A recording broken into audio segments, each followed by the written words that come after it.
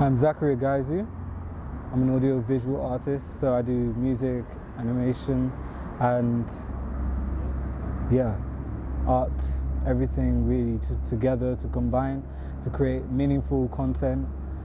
Things that are very experimental, that push boundaries, push the sound, all about pioneering different genres, mixing and matching everything, and making something exciting, something soulful, something deep, but also fun and enjoyable to create and listen to.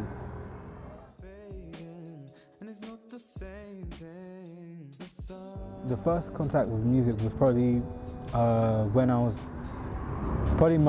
my mum playing music all the time, constantly on repeat, family all into different types of music. Obviously the church, like most people, just different places, and maybe even through games. People don't talk about that, but games expose you to music as a kid.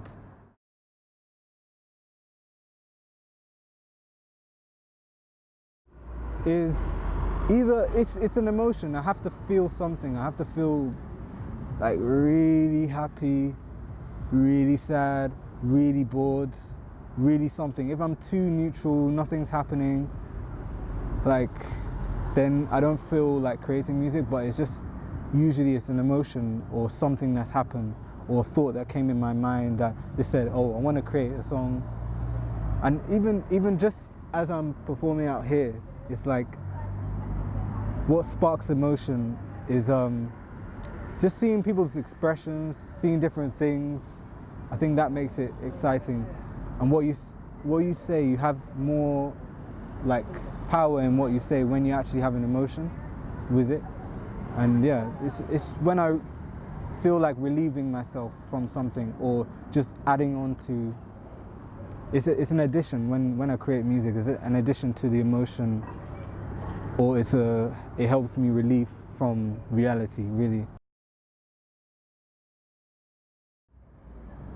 Okay, so when I started performing on the streets, you know, it was funny. A few months ago, if you told me you're gonna go out there, perform on the street, I would have said you're joking. Like I'm not going out there. I'm an electronic artist. How do you power that? You know, how do you do that on the street? You only see guitarists, drummers, like people with traditional instruments. And I had the loop station just a few months ago, and I was like, wow. And even though I was already a musician, in quotation marks, but I didn't really, I played a computer, I play a bit of piano, but when I had that loop station, that gave me all the tools I needed to do what I kind of want to do. And I can plug in a laptop to plug with it so it can expand, and it's very light, easy to use, and it just allows me to create songs very quickly, and the style I do is very loop based, so I loved having that. And basically, obviously this show, I was promoting it online, yes, okay, and I was kind of indoors all the time, to be honest. A bit too much indoors. And even just waiting for open mics, you're waiting like loads of people to play. No offense, but a lot of them, you kind of be bored of their music. And you're just waiting just to have a chance to play in front of like 10 to 25 people.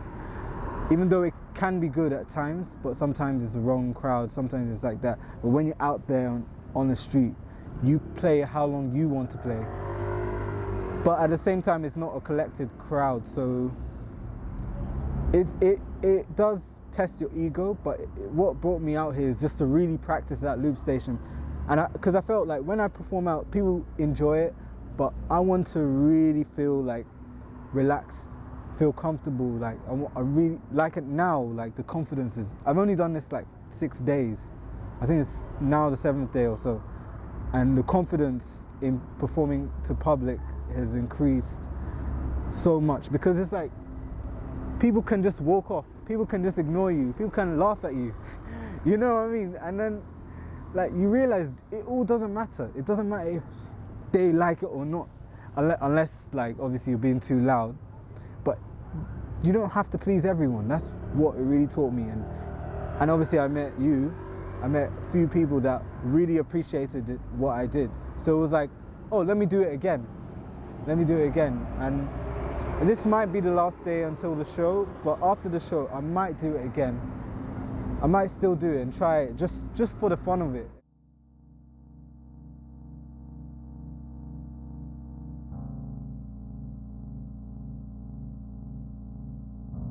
It's a message of just hope, belief in yourself, belief in just being the best version of yourself. To be honest, like, I don't even listen to music that much because I'm creating for myself. I'm just creating all the time, and also I listen to a lot of things that are motivational, because a lot of music out there is like, I mean, I was a DJ at the time, and like the music out there, a lot of it's not so, it doesn't really affect you after. I mean, in the moment it's fun and all that with your friends, but like a lot of the content isn't valuable. It's not trying to help me in life. It's not there. We still feel the same emotions, and even just being out here, I'm starting to realize, okay, I need to go back to the drawing board and start thinking about what message I'm really putting out there, because I can say all floaty stuff and all that, but that's not gonna help Karen that just got a divorce and she's walking all grumpily, and it's not gonna help Bill from his job that he hates. And if I can, this being out here has really taught me that I still have a lot to learn, to really have a powerful message that can strike an emotion. But also I think I need to be fearless, because when you actually say something that means something, then obviously you're going to offend someone, and sometimes you need that, and not to be, oh, let me be timid and all that and be afraid of saying something. But then most people don't care and they just walk past. But when you have a message and a belief in what you're saying, and you may not even be saying something, but the sound could be the thing that is like, someone will say, oh, that's disgusting, that sound. But that's an emotion rather than just walking past. And it's better to have some kind of like, I don't know, because a lot of music, and even I'm realizing like a lot of music is just passes by, especially in the streaming era. Now, I'm sure back in the day, there was a time, you know, where people have headphones now. They can listen to music all the time. So it's like when you're there with your music, it's like, okay, but I'm sure maybe back in the day when it was like you had to buy vinyl to play the music, you had to go to a gig. It's like now, music still has its power and its effect, but I feel like now to really make it, you have to do something that sparks an emotion, and either tell someone to you know, jump up and do something, or tell someone to sleep. Not to tell someone to just, that doesn't spark an emotion, if you get what I mean. Yeah, I don't know if that made sense, I don't know. Made sense, yeah, you know? Because I noticed like a lot of people, like 90% of the people just walk past, ignore, turn around, turn away, because you're not really adding something to them. You're just there doing chilled music that doesn't spark anything, because you don't want to offend people. And I saw a video recently talking about how you have to, you know, politics now is getting more extreme on ends, and if you're just in the middle, then you don't mean anything. And if you don't stand for something, then what is it? And that's what I'm learning. Like at the beginning when I was making music, it was fun, like just experimenting, but now it's like, how do I make this into an actual career? And by making it into a career, maybe I need to actually stand for something, have a meaning in what I do, and have a purpose, so that when challenges come, that I can keep going. I know that, oh, I'm doing this for this reason, and not just to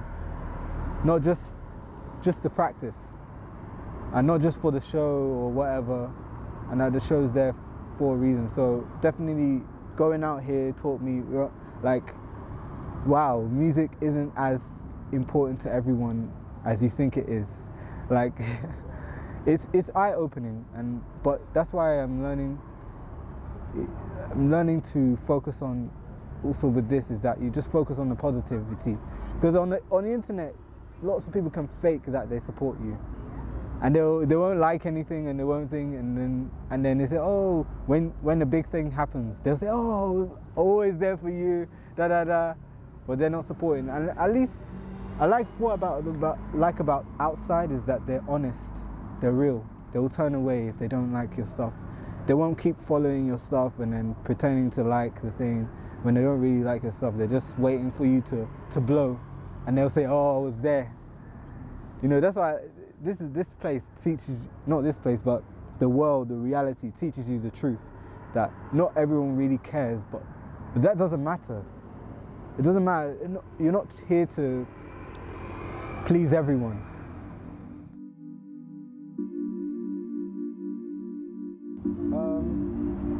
Originally, when I was like 13, I got into producing. It was through like phone apps.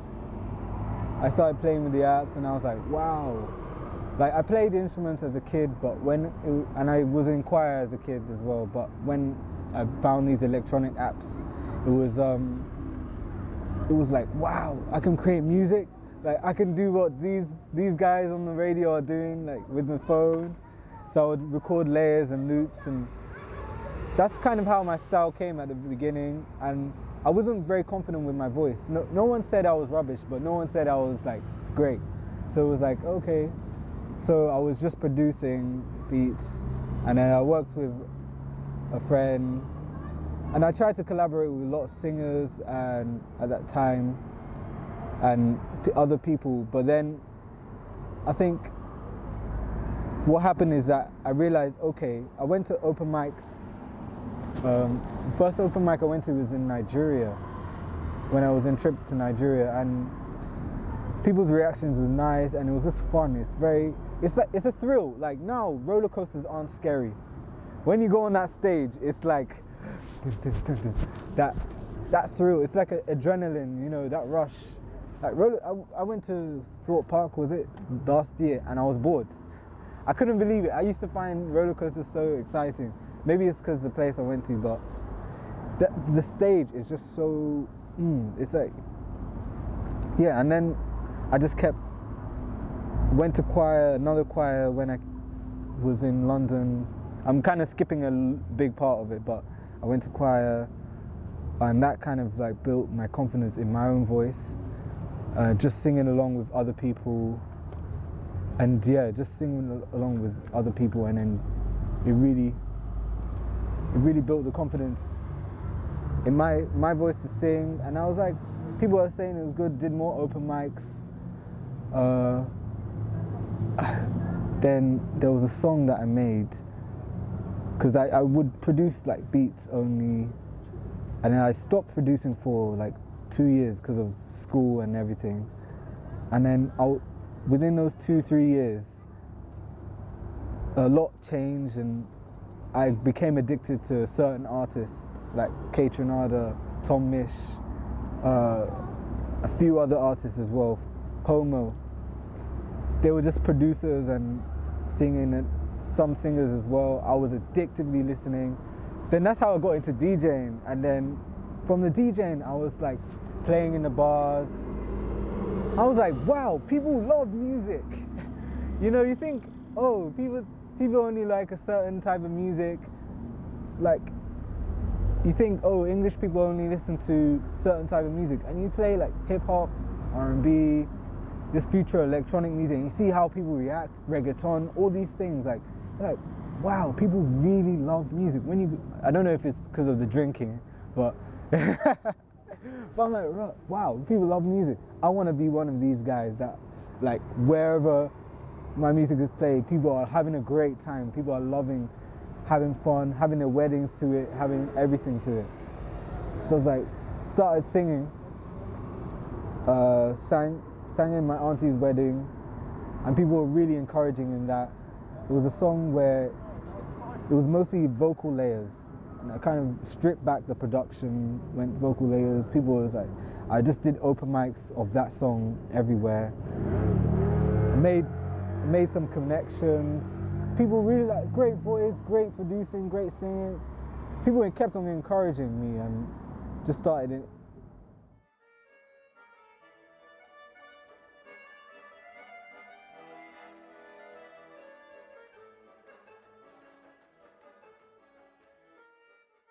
I feel like there is a community and is growing. But part of me is like, I definitely feel like I can go to another place and feel more appreciated, feel like the efforts will exceed more.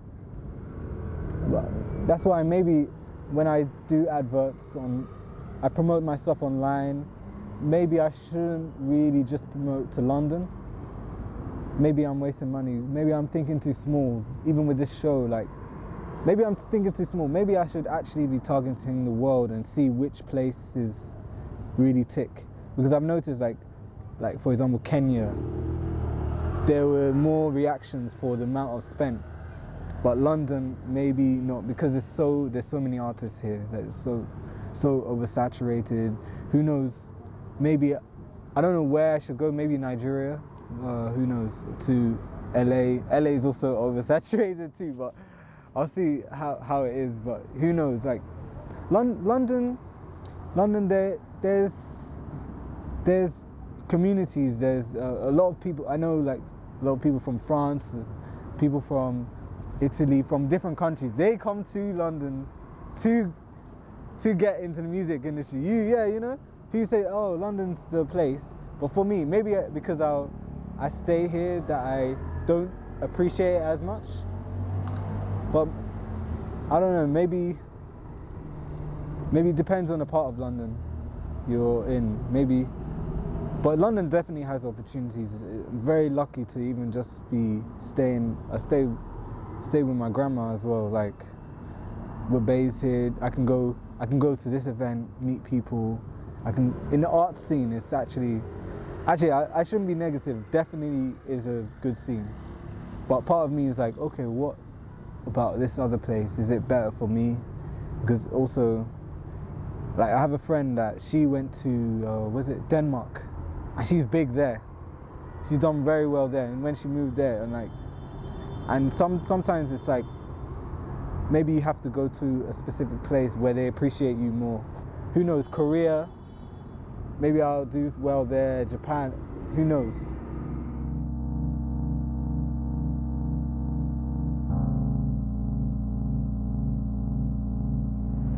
Before you share your art, it has to be something that it sparks a real emotion. It's not something you're like, I'm not sure. It has to be something that really makes you either laugh so hard, you're just so happy, and you just forget about all your worries from it, or really feel an emotion, something that makes you cry happy tears. Like one of my indicators is getting goosebumps or even happy tears. Like some songs, if like a song, one of the songs like Childhood Dreams, that was when I made that. Oh, and it doesn't even have to be completed, and you feel it, and you know it's something I have to put out there, because not every song I put out there is not worth it. But when you can close your eyes and you just transport it into a new place, that's when it's like, okay, this is going to translate to someone else. Even though there's even a song where it's called Around You, and it's just saying miracles around you, and the message is simple and it's very repetitive, and it was like one of those songs where it's like, okay, this is weird, but I just love it. And then when I put it out there, it's not a stereotypical song, but people loved it and they were like vibing, and it was one of those things that in a show it was fun to do. And it's not the most popular song, but I was shocked that people loved it. I put it on Spotify, everything, like I put it professionally out there, and it was a song that it was just a last minute vibe. And sometimes what I've learned even with this whole thing is that it's not necessarily how long you spend on it. So don't feel like you have to spend months for someone else to enjoy it. Sometimes it's just 5 minutes, 5 seconds. Even with doing this outside, some songs it's just like, it's on the spot, and then people vibe with it, and you know if it's good or not. and in some songs it's you don't really want to continue, and it's like you try and put things over it to fix it, but it doesn't fix it because on the basis it's not so nice. So I feel like when you're ready to put it out is it's one of those things, because it's a weird thing, because I use Instagram and you have all these things and you keep feeding it and then you get the likes. That's why you shouldn't do it for the purpose of likes, because you just it will put you in a mental, it just keep you stressed, like when you spend, because I could put a selfie and maybe you'll get 100 likes, but then you put something that you spent months to make and now get 5 likes. You know those ones? Hey, it hurts. And it's like, and even just like when you're out here and you start to see, okay, that's the reality. People just like it or they don't. Just like you watch a film and you watch it and you say that they spent millions of dollars on that film, but you say it's crap, it's rubbish, I don't like it. You skip it. You skip that advert that they spent years to make. So I've learned to detach emotions from the labor of my work when it's done. It's like people either love it or not, and they're gonna share it or not. They don't have to like it because I've worked hard on it, if you get what I mean. So just because I've spent months on this doesn't mean people have to like it, and that's okay. Because there was a song that I did collaborated with someone, and we did it in one day, and that was like, I think, my second most popular song. And then there's other songs that I've spent like months on it and it's not as popular. So I think time and effort doesn't determine how great an art is. Like even with the new, you see in art galleries, you see this abstract art that they put one brush stroke, but that's worth £1 million, and value is very subjective in this whole thing. It's confusing, and I try not to overthink it, and I just focus on, if I want to put it out there, it has to, number one, be something I love, and that I'll put it out there, and if someone tells me this is rubbish, I'll still believe it's great. Because I spoke to someone yesterday, no, 2 days ago, and he said that you can't show the value of gold to a butcher. You know, how can they don't know the value of gold? You know, you have to go to the right person. So it's 20% of the job is making a good art, but then the more important thing is the people you reach out to and the connections you make. Because one person will think, oh, this is disgusting, but then another person will say, oh, I love it. And that's what all of us artists, we're trying to look for, those people that they vibe, they love it. Because we want to feel like we're adding something to someone. Because some people, they'll look at you like, what are you doing? Like, why are you disturbing my day? But really, I'm just trying to do something positive. And then some people like, yeah, love what you do. And that's why I've learned to focus on the positive. Like was it 2 days ago, I was just down there, and like there was a Thai outdoor Thai caravan restaurant, and I was like, this is the irony. Last year I went to Thailand, now this one. You know, this is like how God works. And they enjoyed what I did and gave me a free meal. You know, and I posted about them. They posted on their social media. I shared it on my thing. And I was like, yeah.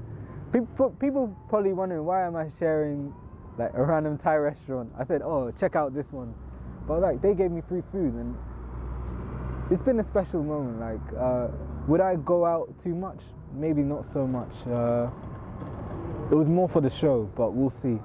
I don't know if it's the most effective way of reaching people, but it's an enjoyable way in some cases. Because sometimes it does hurt when people, you're like, hey, would you like, and you say, you want a flyer? And they turn away and they ignore you, and it's like, it thickens your skin.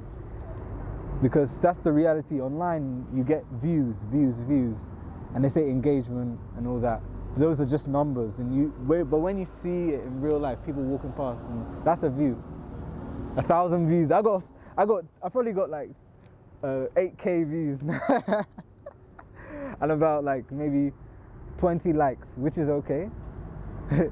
some comments as well on the video, on my performance. It's now I'm gonna be more patient. It's taught me patience, a lot more patience. It's like now when I go back and really focus on promoting, I'm gonna be more focused on where I target to, because when you target the wrong people, wrong crowd, they'll see you as annoying.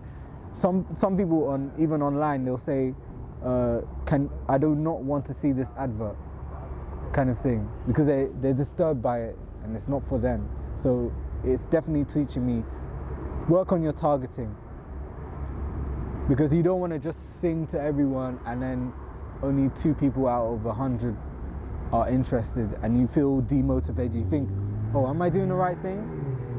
Then when you go on your phone, you see like people, like I was watching a wireless festival videos of them playing live, and I was like, these guys are just shouting on their beats, shouting over the raps, like, I'm like, and you could be bitter, but I see that as like, okay, wow, people love all kinds of music. You just have to find that crowd, find that audience, find the people that actually appreciate what you do. Because it's like, no matter how good you think you are, there's people that don't like what you do. No matter how amazing, how nice you are, people are going to find you annoying, you know, no matter what. And that's really what this has taught me. That's how the world could end. Nothing change is happening. I tried to do something. Then we procrastinate. I want my reality to be better than a dream. Okay, so better than a dream. It's more like when I've realized that it's the song really came through me wanting God to just bring something better than my expectations. Because I feel like when a lot of our dreams aren't really our dreams. It's like we see this and it looks cool, but then you hear about that same person kills himself, that same person feels depressed. It's like, is it really, you have to ask, I'm asking myself, is it really, being a musician and being all that stuff, is it really what I want? That's why it's more me asking God, like, make my reality better than what I expected. Okay, like with the show, I want it to be this way. But I was like, God, even if it doesn't happen the way I want it, I want you to do better. I want to be surprised. I want to, you know. And you know, that song, it's crazy. Like, with each song that I put out, it somehow comes into the real life. So with that song, and the music video, it's not so clear to people, but it's about a character that leaves the comfort zone of his home. So he was in his home, in a rich home. It's like basically when I go to Nigeria, I'm not allowed to go out like that. It's because of security, and they say, oh, because it's dangerous. So I use it as like the character goes out into the world. He leaves home and he's like, he's panicking, and he sees like things are kind of just normal, but because of what everyone's told him about the outer world, about Nigeria, about the place, he starts to see these children and everything, sees everything as like chaotic, when in reality it's quite normal. And it's like, maybe it's me saying, what if I left? I'll probably panic because of what everyone's told me about the outside world, and now you're gonna have this. And it's almost like, you know what's funny? It's like, I'm doing it now. I'm going into the outer world. You're told, maybe don't do this busking, don't go out like that. You know, it's dangerous. All kinds of people. if I really listened to everyone, you know, I would have just stayed indoors. And now I'm like actually going outside, and it's like, wow, like at first I'm panicking and a bit scared, and seeing like first encounter with this drunk guy. He said, play Barry White. So I played the song, and he got me a drink of water as well. And it's like, it's how you react to people, because maybe at first the fear of people, and it's like, even with that song, I say, kill off the snobbery, end all the poverty, everyone follow me. And I was like, wow.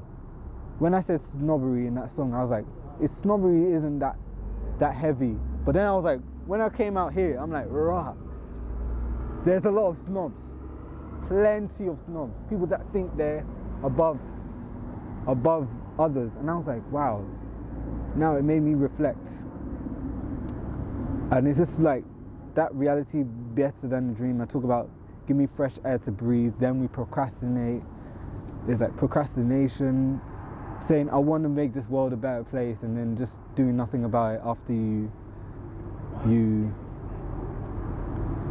know, just not doing anything about your life, complaining, and not doing anything, not pushing through. Because there's one thing complaining, and then the next thing when you actually mobilize yourself and move.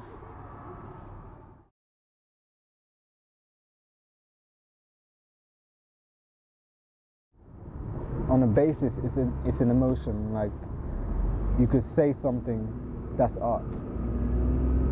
But if it doesn't spark an emotion, then it's not art. If it doesn't have any reaction, it's an action. Basically, art is an action that sparks a reaction from someone. And if you don't get a reaction, then your stuff isn't art. And it's very subjective what art is, because the natural world, it's already art. So art on a basis.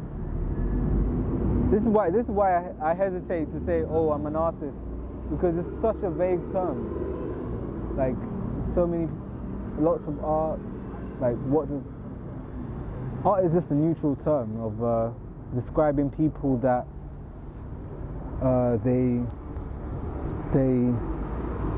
they create something, and then you put it out there. And this is over and over again. You create something, you put it out there. And the basis of art is that it has to be something new. How new? I don't know. Because you can make a tiny little tweak and that's new art. But yeah, art is unlimited.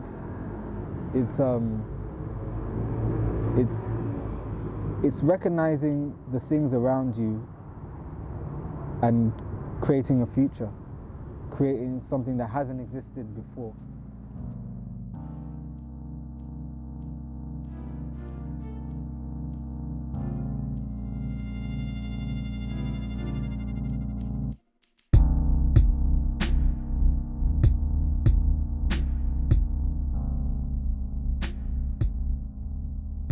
"24 hours.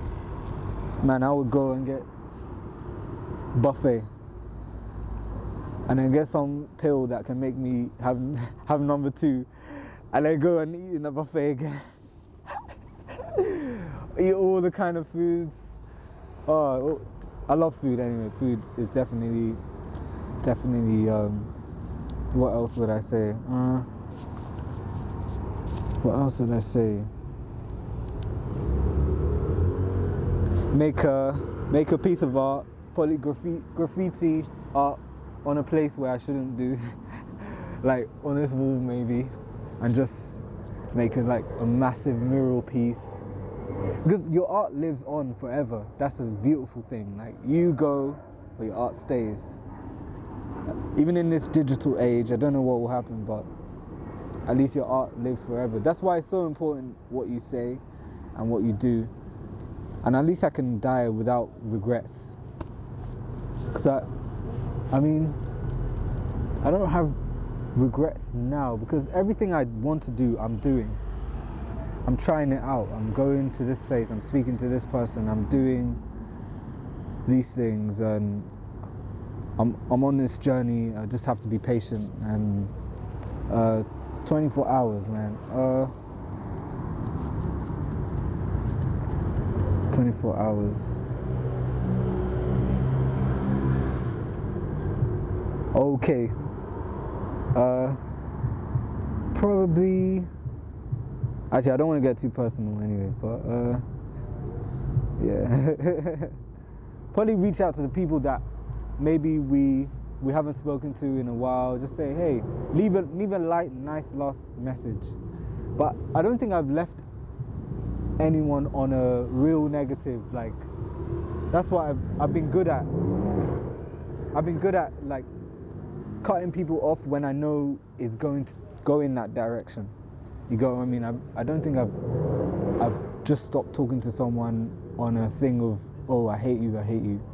It's more like, I'm getting bad vibes or something like that. So I don't have anyone to say, oh, blah, blah, blah. Like, oh, that I was holding a grudge against.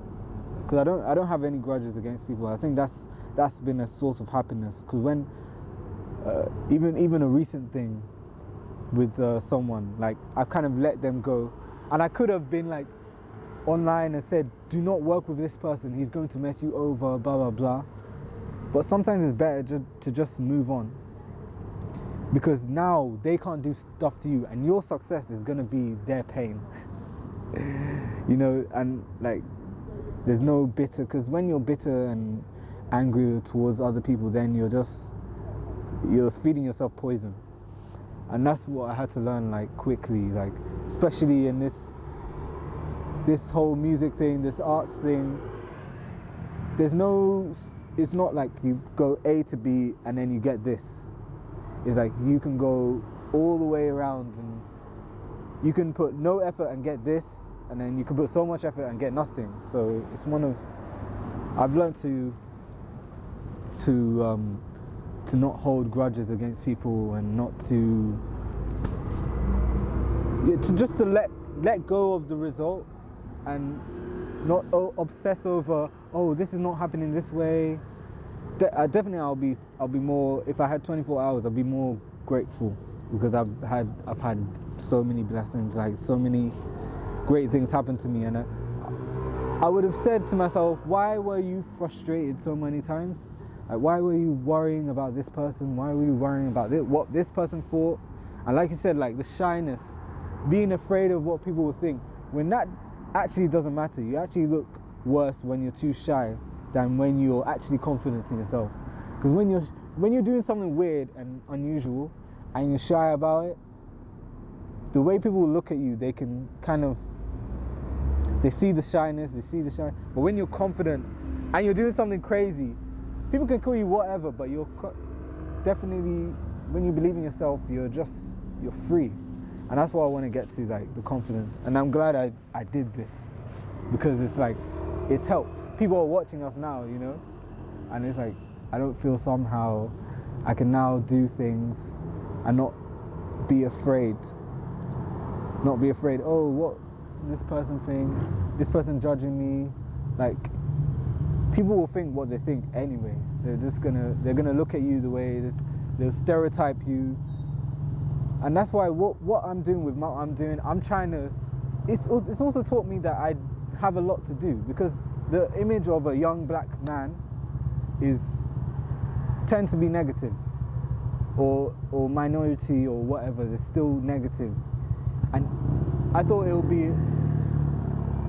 be across just white people, but it's even with the blacks, it's also negative. So it's a lot to do to change the image that we have, you know? Yeah. Hey, we just finished.